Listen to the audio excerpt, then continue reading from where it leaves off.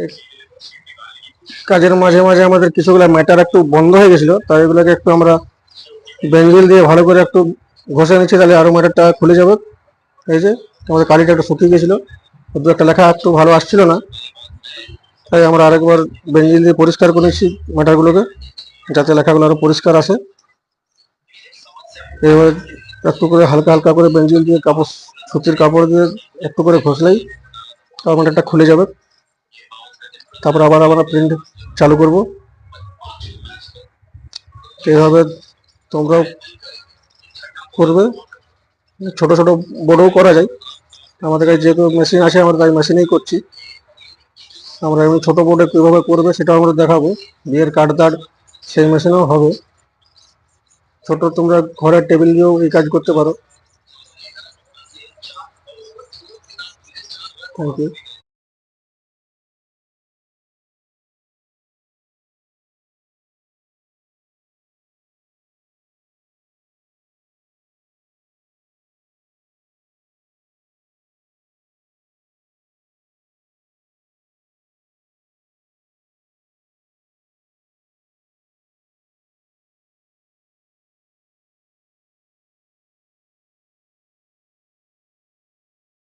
নমস্কার, আমি প্রিন্ট প্লাসের পক্ষ থেকে আপনাদের সহযোগিতা আছি।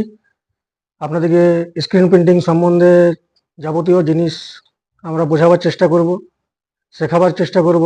আপনারাও নিজের বাড়িতে করতে পারেন স্ক্রিন প্রিন্টিং শিখে, বা প্রিন্টিং লাইনে যাবতীয় sublimation printing, vinyl printing, hit press printing, অনেক রকমের প্রিন্টিং আছে, আমরা সকল প্রকার প্রিন্টিং করে থাকি।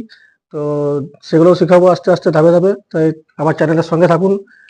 আজ আমরা আপনাদেরকে শেখাবো ছাতা প্রিন্টিং। ছাতা কিভাবে প্রিন্টিং করতে হয়। এই যে ছাতা, আপনারা সবাই ছাতা দেখেছেন, কিন্তু ছাতা প্রিন্টিং হয়তো কেউ অনেক কমই দেখেছেন।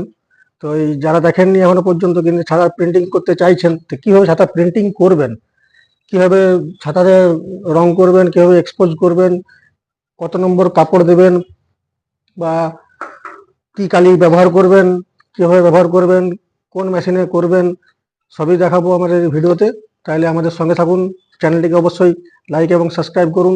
আমরা লাইভও আসি, লাইভও আমাদেরকে দেখাবো ফুল ডেমো ছাতা প্রিন্টিংয়ের।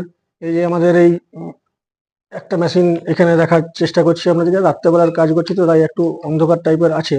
পরবর্তী ভিডিওটা আমরা অবশ্যই দিনে করার চেষ্টা করব। এই যেটা আমরা মোটামুটি একটা 4x2 মেশিন আছে আমাদের। এই যে মেশিনটা দেখতে পাচ্ছেন, এখানে আমরা ছাতার যে বোর্ডগুলো, ম্যাটারগুলো সব করে দিয়েছি, এই যে এক্সপোজ করে নিয়েছি।